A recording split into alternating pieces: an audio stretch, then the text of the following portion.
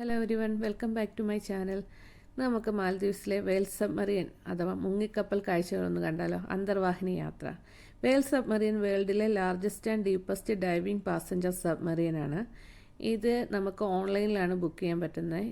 വെയിൽ സബ്മറീൻ്റെ വെബ്സൈറ്റിൽ കയറി ബുക്ക് ചെയ്യുക. നമുക്ക് ഡേറ്റ് ടൈമും നമ്മുടെ കൺവീനിയൻസിന് ബുക്ക് ചെയ്തതിന് ശേഷം അവർ നമുക്ക് ഇൻസ്ട്രക്ഷൻ തരും. ഞങ്ങൾക്ക് തന്ന ഇൻസ്ട്രക്ഷനിൽ വില്ലിംഗ്ലി ഫെറി ടെർമിനലിൽ എത്താനായിരുന്നു. ഞങ്ങളവിടെ എത്തി പേയ്മെൻറ്റ് ചെയ്ത് കഴിഞ്ഞപ്പോൾ നമുക്ക് ടിക്കറ്റ് കിട്ടി.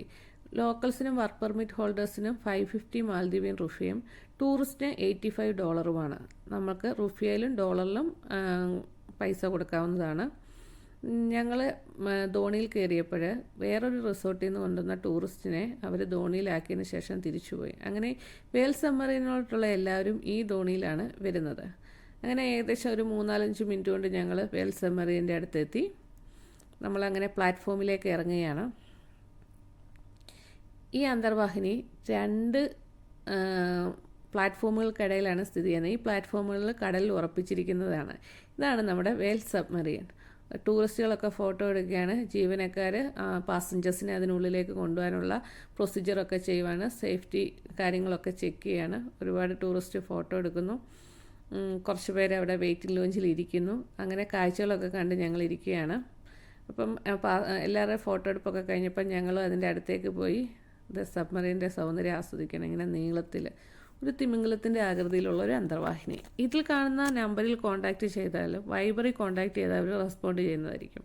ഇങ്ങനെ കടലിൽ കിടക്കുന്ന വെയിൽ സബ്മറീൻ ഇങ്ങനെ നോക്കി ഞാൻ ഈ പ്ലാറ്റ്ഫോമിൻ്റെ 2 സൈഡിലൊക്കെ പോയി നിന്ന് കാഴ്ചകൾ കാണുകയാണ്.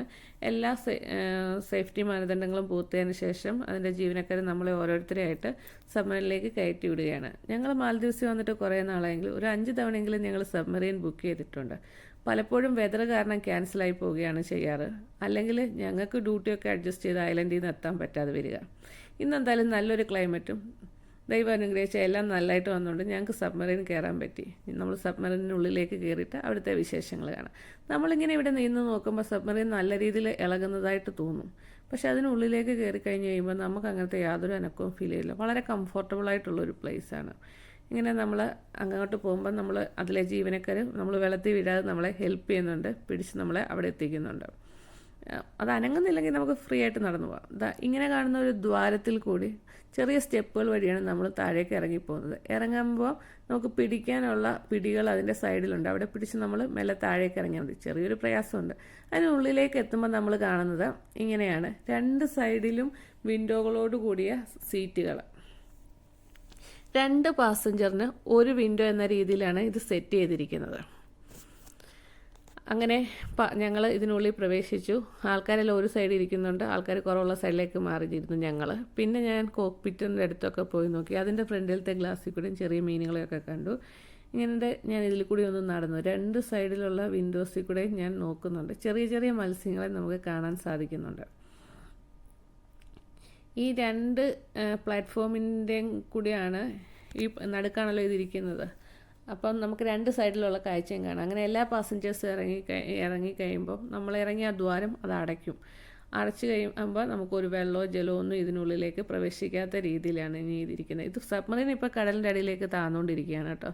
നല്ല തിളങ്ങുന്ന കണ്ട മത്സ്യമാണ്. ഈ രൂപത്തിലുള്ള മത്സ്യമാണത്. പിന്നെ വലിയ മത്സ്യങ്ങളെ നമ്മൾ കാണാൻ തുടങ്ങി. നല്ല ഭംഗിയുള്ള കാഴ്ചയായിരുന്നു കേട്ടോ. എൻ്റെ ജീവിതത്തിലെ ആദ്യത്തെ കാഴ്ചയായിരുന്നു കടലിൻ്റെ അടിയിലേക്കുള്ള യാത്രയിൽ ഇത്രയധികം മത്സ്യങ്ങളെ അടുത്ത് കാണുന്നത്. നമ്മുടെ വിൻഡോസിൻ്റെ അടുത്തേക്കാണ് ഇവ വന്നുകൊണ്ടിരിക്കുന്നത്. അങ്ങനെ വലുതും ചെറുതുമായിട്ടുള്ള ഡിഫറെൻറ്റ് ഷേപ്പിലുള്ള ഫിഷുകളാണ് ഇങ്ങനെ യാത്ര ചെയ്യുന്നത്. നമ്മളിങ്ങനെ കടലിലേക്ക് പോകുമ്പം അവിടെ ഡിസ്പ്ലേ ചെയ്ത് കാണിക്കുന്നുണ്ട് നമ്മൾ എത്ര അടി താഴ്ചയിലേക്കാണ് പോയിക്കൊണ്ടിരിക്കുന്നതെന്ന്. ഫിഷിനെ കണ്ട എക്സൈറ്റ്മെൻറ്റിൽ ഞങ്ങളിതൊന്നും ശ്രദ്ധിച്ചില്ല. ഫിഷിനെ നോക്കിയിരിക്കുകയാണ്. ഇങ്ങനെ മുകളിൽ നിന്നും താഴെ നിന്നും വരുന്ന പല ടൈപ്പുള്ള ഫിഷുകൾ. അങ്ങനെ കാഴ്ചകളൊക്കെ ആസ്വദിച്ചുകൊണ്ടിരിക്കുമ്പോഴാണ് മനസ്സിലായത് കടലിൻ്റെ അടുത്തായിട്ട് കാണാൻ തുടങ്ങിയത്. ഈ അന്തർവാഹിനി പോകുന്നത് കോറൽ റീഫിൻ്റെ ഇടയിൽ കൂടിയാണ്. 45 മിനിറ്റ്സാണ് ഇത് കടലിനടിയിലുള്ള ജേർണി. നമുക്ക് ½ അവർ 1 സൈഡും ½ അവർ കഴിയുമ്പോൾ നമ്മൾ സ്വിച്ച് ചെയ്ത് ഓപ്പോസിറ്റ് സൈഡിൽ പോയിരിക്കണം. അങ്ങനെ നമുക്ക് 2 സൈഡിലെയും കാഴ്ചകൾ കാണാവുന്ന രീതിയിലാണ് എത്തിയിരിക്കുന്നത്. ഞങ്ങളിങ്ങനെ ഫിഷ് വരുന്നതും പോകുന്നതും ഒക്കെ ഇങ്ങനെ കണ്ട് കടലിൻ്റെ അടുത്തിട്ടെത്തി. അപ്പോഴാണ് ഡിസ്പ്ലേയിലേക്ക് നോക്കുന്നത് ഓർത്തത്. ഏകദേശം ഒരു 100 അടി താഴ്ചയിലേക്ക് എത്തിയായിരുന്നു കേട്ടോ. അപ്പോഴത്തേക്കും വലിയ വലിയ ഫിഷിനെ കാണുന്നതുകൊണ്ട് അവിടുന്ന് കണ്ണ് മാറ്റാനേ തോന്നുന്നില്ല. ഇതാ ഇപ്പോൾ ഏകദേശം 114 അടി താഴ്ചയിലേക്ക് നമ്മൾ എത്തിയിരിക്കുകയാണ്. ഇതിലുള്ള ക്രൂസ് നമ്മൾക്ക് ചോദിക്കുന്ന സംശയങ്ങൾക്കൊക്കെ ആൻസർ നല്ലതായിട്ട് തരുന്നുണ്ട് കേട്ടോ. മീനിൻ്റെ പേരൊക്കെ പറഞ്ഞു തരുന്നുണ്ട്.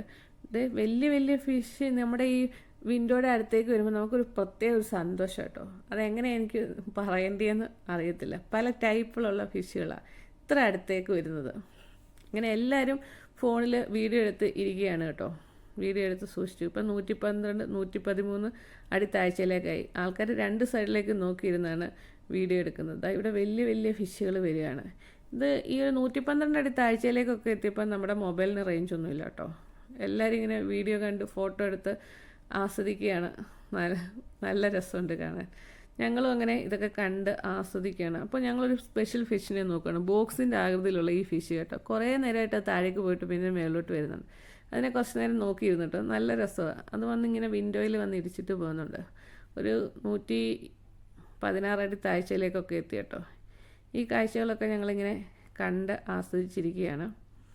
ഇങ്ങനത്തെ അതിൻ്റെ അപ്പുറത്തെ സൈഡിൽ എന്ന് പറഞ്ഞാൽ കോറലിൻ്റെ 100 അടി മേളിലേക്ക് പോയിട്ട് പിന്നെ ഇത് കോറൽസിൻ്റെ സൈഡിലേക്കൊക്കെ ഇങ്ങനെ നമ്മൾ വന്ന ആ കാഴ്ചയും കണ്ടു. അപ്പം ഞങ്ങൾ ഇത്രയും എത്തിയപ്പോഴാണ് നോക്കുന്നത് 127 ഫീറ്റിലെത്തി. 127 ഫീറ്റിലിരുന്ന് കടലിൻ്റെ അടിയിൽ നിന്ന് ഞങ്ങൾ മനോഹരമായ ഒരു ഫോട്ടോ എടുത്തു. ഇതൊരു വാലന്റൈൻസ് ഡേയുടെ പിറ്റേ ദിവസമാണ് ഞങ്ങൾ പോയത്. അപ്പോൾ ഒരു ലവ് ഒക്കെ വെച്ച് ഞങ്ങളൊരു ഫോട്ടോ എടുത്തു. കാരണം കടലിനടിയിലേക്ക് നമുക്ക് എപ്പോഴും വരാൻ പറ്റത്തില്ലല്ലോ. ഇത് ഏതൊരാളും മാൽദീവ്സിലേക്ക് വെക്കേഷൻ ചൂസ് ചെയ്യുമ്പം ഈ വേൽ സമ്മറിനും കൂടെ ഇൻക്ലൂഡ് ചെയ്ത് പാക്കേജ് എടുക്കുന്നതായിരിക്കും നല്ലത്. കാരണം ഇതിൻ്റെ വെബ്സൈറ്റിൽ 150 അടി താഴ്ച വരെ പോകുമെന്നാണ്. പക്ഷേ ഇന്നെന്തോ 127 ഫീറ്റ് വരെയാണ് മാക്സിമം പോയേക്കുന്നത്. നമുക്കങ്ങനെ കടലിൻ്റെ അടിയിലേക്ക് പോയി കാഴ്ചകളൊന്നും കാണാൻ സാധാരണക്കാർക്ക് പറ്റില്ലല്ലോ. അല്ലെങ്കിൽ നല്ല ഡീപ്പ് സീ ഡൈവ് ചെയ്യുന്ന സ്വിമ്മിങ് അറിയാവുന്നവർക്കൊക്കെ അല്ലേ പറ്റുള്ളൂ. പക്ഷേ ഒരു തുള്ളി വെള്ളം പോലും നമ്മുടെ ദേഹത്ത് പറ്റാതെ നല്ല കംഫർട്ടബിളായിട്ട് നമുക്ക് കടലിൻ്റെ അടിയിലേക്ക് യാത്ര ചെയ്ത് കടലിൻ്റെ അടിയിലെ പ്രകൃതി സൗന്ദര്യമൊക്കെ ആസ്വദിക്കുക എന്ന് പറയുന്നത് അത് നല്ലൊരു കാര്യം കേട്ടോ. 127 അടി താഴ്ച എന്ന് പറയുന്നത് അത് അത്ര ചില്ലറ കാര്യമൊന്നുമല്ല. എല്ലാവർക്കും ആസ്വദിക്കാനും പറ്റില്ല. സൗത്ത് ഏഷ്യയിലെ ഒരേ ഒരു പാസഞ്ചർ സബ്മറീനാണ് ഇത്. അപ്പം ഇവിടെ വരുന്നവർ ഇത് ആസ്വദിക്കണമെന്നാണ് എൻ്റെ ഒരു പേഴ്സണൽ ഒപ്പീനിയൻ. പ്രപഞ്ച സൃഷ്ടാവ് എത്ര മനോഹരമായിട്ടാണ് നമ്മളെ കടലിലെയും കരയിലെയുള്ള എല്ലാ ജീവികളെയും സൃഷ്ടിച്ചിരിക്കുന്നതെന്ന് നോക്കി. എത്ര ഭംഗിയുള്ള കാഴ്ചകൾ. വലുതും ചെറുതുമായിട്ടുള്ള ഒത്തിരി ഫിഷുകൾ ഇങ്ങനെ ഈ കോറലിൻ്റെ ഇടയിൽ കൂടെ ഇങ്ങനെ നടക്കുകയാണ്. ഹൈഡ് ആൻഡ് സീക്ക് പോലെ എനിക്ക് ഫീൽ ചെയ്യുന്നത്. ഇതൊരു സ്പെഷ്യൽ ആളാട്ടോ. ഒരു ഫിഷ് ഇങ്ങനെ പാമ്പിനെ പോലെ എഴുന്നേക്കുന്നത്. ഞാൻ കുറച്ച് സൂമൊക്കെ ചെയ്ത് കാണിച്ചു. ഇത് ഇടയ്ക്ക് മുകളിലേക്ക് പൊങ്ങി 69-70 ഫീറ്റിലേക്ക് മാറി. ഇപ്പോൾ ഇതെങ്ങനെയാണ് ഈ സബ്മറീൻ പ്രവർത്തിക്കുന്നതെന്ന് നമുക്കൊന്ന് നോക്കിയാലോ. ബാലാസ്റ്റ് ടാങ്കുകൾ, ഡൈവ് പ്ലെയിനുകൾ, പ്രൊപ്പലറുകൾ, ബയൻസി, ഇതൊക്കെ ഈ സബ്മറീൻ്റെ ഓരോ ഭാഗങ്ങളാണ് കേട്ടോ ഈ അന്തർവാഹിനിയുടെ. ഈ ബാലിസ്റ്റിക് ടാങ്കിൽ വെള്ളം നിറച്ച് ഭാരം വർദ്ധിക്കുമ്പോഴാണ് ഇത് കടലിലേക്ക് മുങ്ങാൻ തുടങ്ങുന്നത്. ഡൈവ് പ്ലെയിനുകൾ അന്തർവാഹിനിയുടെ ഇറക്കോ ഓറിയൻറ്റേഷനും നിയന്ത്രിക്കാൻ ലിഫ്റ്റ് നൽകുന്ന ചെറിയ ചിറകുകളായിട്ടുള്ള ഡൈവ് പ്ലെയിനുകൾ. പ്രൊപ്പലറുകളും താഴേക്ക് നീങ്ങാനാണ് സഹായിക്കുന്നത്.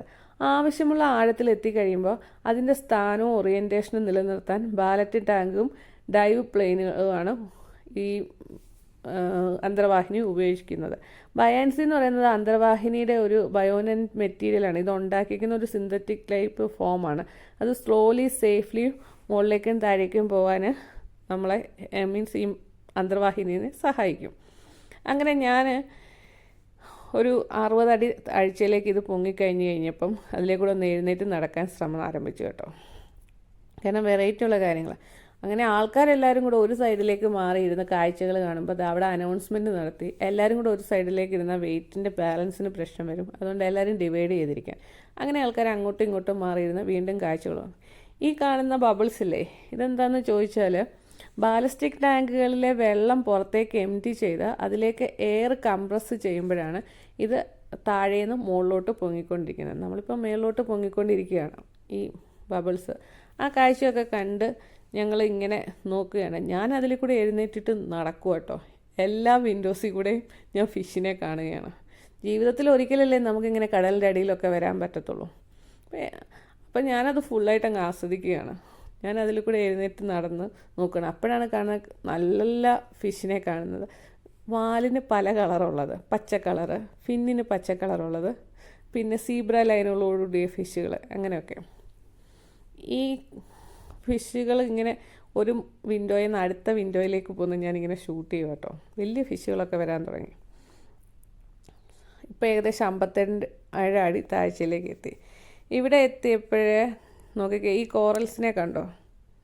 ഈ കോറൽസിൽ നമ്മൾ കടലിൽ നിന്ന് പറിച്ചെടുത്തിട്ട് പുറത്ത് വെച്ച് കഴുകി വൃത്തിയാക്കുമ്പോൾ നല്ല വൈറ്റ് കളറിൽ കിട്ടും. അത് ഇവിടുത്തെ പല സുവനീർ ഷോപ്പുകളിലും കിട്ടുന്നതാണ്. പിന്നെ ഇങ്ങനെ ഈ കോറൽസിലേക്ക് നോക്കുമ്പോൾ ചെടികളും വള്ളികൾ പോലൊക്കെയുള്ളതും ഒക്കെ ഉള്ളൊരു എന്തൊക്കെയോ കടൽ സസ്യങ്ങളും കടൽ ജീവികളെയും കാണാൻ പറ്റും കേട്ടോ. പേരൊന്നും എനിക്ക് പറയാനറിയില്ല. ഫിഷിനെ പോലും ഞാൻ കളർ വെച്ചിട്ടാണ് ഐഡൻറ്റിഫൈ ചെയ്യുന്നത്. എനിക്ക് പേര് പറയാൻ അറിയത്തുണ്ട്. പച്ച ഫിന്നുള്ള ഫിഷ് എന്നൊക്കെയാണ് പറയുന്നത്. പക്ഷെ നല്ല രസം കേട്ടോ. ഫിഷുകളെല്ലാം അങ്ങനെ മേലോട്ടും താഴോട്ടും ഒക്കെ പോയിക്കൊണ്ടേയിരിക്കുകയാണ്. ആൾക്കാരൊക്കെ അങ്ങോട്ടും ഇങ്ങോട്ടും മാറി ഇരുന്ന് കാണാം. ഞാനിങ്ങനെ എഴുന്നേറ്റ് നടന്നു. നമ്മൾ സ്റ്റെപ്പ് ഇറങ്ങി വന്ന് ആ സ്റ്റെപ്പ് മേളിട്ട് മടക്കി വെച്ചേക്കുക. അതിൻ്റെ മുകളിൽ കൂടെ വിൻഡോ ഉണ്ട്, അവിടെ കൂടെ ഫിഷിനെ കാണാൻ പറ്റുമെന്ന്. അപ്പോഴാണ് താഴെ നല്ല വെറൈറ്റി ഉള്ള ഫിഷുകൾ വന്ന് തുടങ്ങി. ഇതാ നല്ല ഭംഗിയുള്ളത്. കൂട്ടമായിട്ടും മിക്സ് ചെയ്തും ഒറ്റയ്ക്കും ഒക്കെ നടക്കുന്ന ആൾക്കാരുണ്ട് കേട്ടോ. നല്ല ഭംഗിയുള്ള കാഴ്ച.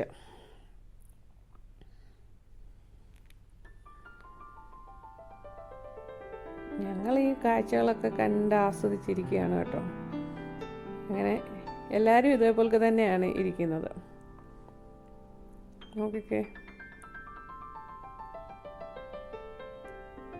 എത്ര ഭംഗിയുള്ള കാഴ്ചകൾ.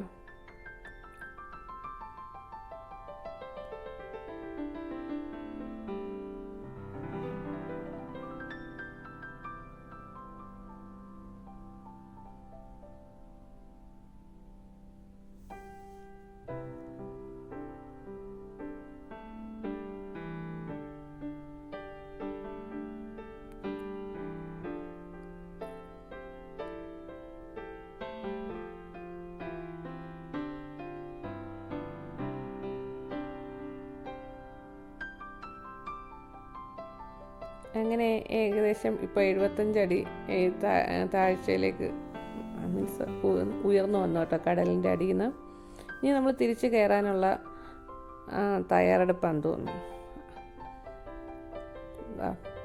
കുറേയേറെ ബബിൾസ് വരുന്നു. അപ്പം ഇങ്ങനെ മേളിലോട്ട് കയറുമെന്ന് മനസ്സിലായി. ഇപ്പം 19, 17 അങ്ങനെ നമ്മൾ 0യിലേക്ക് എത്തി. ആൾക്കാരെല്ലാം ഇടയ്ക്കിടയ്ക്ക് സ്ക്രീനിലേക്ക് നോക്കുന്നുണ്ട് കേട്ടോ.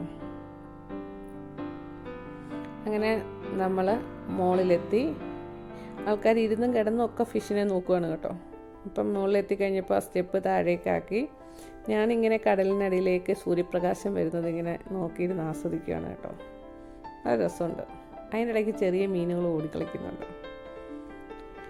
അങ്ങനെ നമ്മൾ ഇവിടെ എത്തിക്കഴിഞ്ഞ് കഴിയുമ്പോൾ നമ്മുടെ ക്രൂ ആണെങ്കിൽ സ്വീറ്റ്സ് കൊടുക്കുന്നുണ്ട്. അത് എല്ലാ പാസഞ്ചേഴ്സ് എല്ലാ ഡൈവ് കഴിഞ്ഞ് വരുമ്പോഴും ഈ മുകളിൽ എത്തിക്കഴിയുമ്പോൾ ഇങ്ങനെ ചോക്ലേറ്റ് വിതരണം ചെയ്യുന്നുണ്ട്. അങ്ങനെ എല്ലാവർക്കും ചോക്ലേറ്റൊക്കെ കൊടുത്തു. എനിക്ക് തോന്നുന്നു ഈ സമയം കൊണ്ടാണെന്ന് തോന്നുന്നു മുകളിലുള്ള ജീവനക്കാർ അതിൻ്റെ സെക്യൂരിറ്റി കാര്യങ്ങളൊക്കെ ചെക്കൊക്കെ ചെയ്തിട്ട് ഇനി അത് ഓപ്പൺ ചെയ്യാൻ പോകുന്നത്. അങ്ങനെ ഈ കാഴ്ചകളൊക്കെ കണ്ട് ഞങ്ങൾ അവിടെ ഇരുന്നു. ആൾക്കാരൊക്കെ ഇങ്ങനെ ക്യൂവിലിരിക്കുകയാണ്. അത് ഓപ്പൺ ആക്കി കഴിഞ്ഞ് കഴിയുമ്പോൾ നമ്മളോട് പറയും. അതിൻ്റെ അടിയിൽ കൂടെ ആ 2 പ്ലാറ്റ്ഫോം ഉണ്ടല്ലോ, ഞാൻ പറഞ്ഞില്ലേ, ബാലറ്റിക് ടാങ്കിലേക്ക് എയറൊക്കെ ഫില്ലാക്കുന്ന, ഓക്സിജനൊക്കെ നിറയ്ക്കുന്ന ആ ടാങ്കുകളാണെന്ന് തോന്നി ഇതൊക്കെ കേട്ടോ. ഈ വെൽ സബ്മറീനിലേക്ക് നമുക്ക് വേണ്ട ഭക്ഷണവും ഓക്സിജനും ഒക്കെ 100 മണിക്കൂർ വരെ ഉള്ളത് സംഭരിച്ചുകൊണ്ടാണ് ഇവർ ഓരോ ഡൈവും നടത്തുന്നത്. അങ്ങനെ ഞങ്ങൾ കാഴ്ചകളൊക്കെ കണ്ട് ആസ്വദിച്ചതിന് ശേഷം അങ്ങനെ പുറത്തേക്ക് ഇറക്കാനുള്ള തയ്യാറെടുപ്പാണ്. അങ്ങനെ ഓരോരോ പാസഞ്ചറുകളായിട്ട് എഴുന്നേറ്റു നമുക്ക് അങ്ങോട്ട് പോവുകയാണ്. പോകുന്നതിൻ്റെ അവസാന നിമിഷം എല്ലാവരും 2 സൈഡിൽ കൂടെയും ചെറിയ ചെറിയ ഫിഷുകളെയൊക്കെ കാണുകയാണ് കേട്ടോ. ഇപ്പോഴും കൊണ്ട് കാണാൻ പറ്റുന്നുണ്ട് കുഞ്ഞു കുഞ്ഞു ഫിഷുകൾ ഇങ്ങനെ ഓടി നടക്കുന്നത്.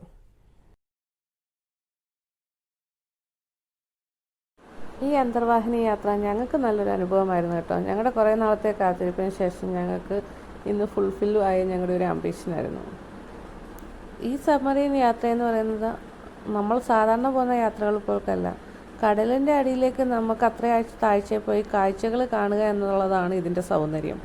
അങ്ങനെ ഞങ്ങൾ തിരിച്ച് കയറുകയാണ്. ആ ദ്വാരത്തിൽ കൂടെ തന്നെ നമ്മൾ തിരിച്ച് കയറുകയാണെങ്കിൽ ചെറിയ സ്റ്റെപ്പ് വഴി അങ്ങനെ നമ്മൾ പുറത്തെത്തി കഴിഞ്ഞിട്ട് നമ്മൾ ആ പഴയ സ്റ്റെപ്പ് വഴി തന്നെ പ്ലാറ്റ്ഫോമിൽ എത്തിയിട്ട് നമ്മൾ ധോണിയിലേക്ക് പ്രവേശിക്കുകയാണ്. എല്ലാ പാസഞ്ചറും എത്തിക്കഴിഞ്ഞ് കഴിയുമ്പം ഈ ധോണി ഇവിടുന്ന് ജേർണി സ്റ്റാർട്ട് ചെയ്ത് നമ്മൾ എവിടെ നിന്നാണോ കയറിയത് അവിടെ നമ്മളെ കൊണ്ടെത്തിക്കും. അങ്ങനെ ഞങ്ങളുടെ ഈ സബ്മറീൻ യാത്ര ഇവിടെ അവസാനിക്കുകയാണ്. Thanks for watching. ഇനിയൊരു പുതിയ വീഡിയോയിൽ മാലദ്വീപ്സിലെ ഒരു പുതിയ വിശേഷമായി നമുക്ക് കാണാം. അതുവരെ ബായ്.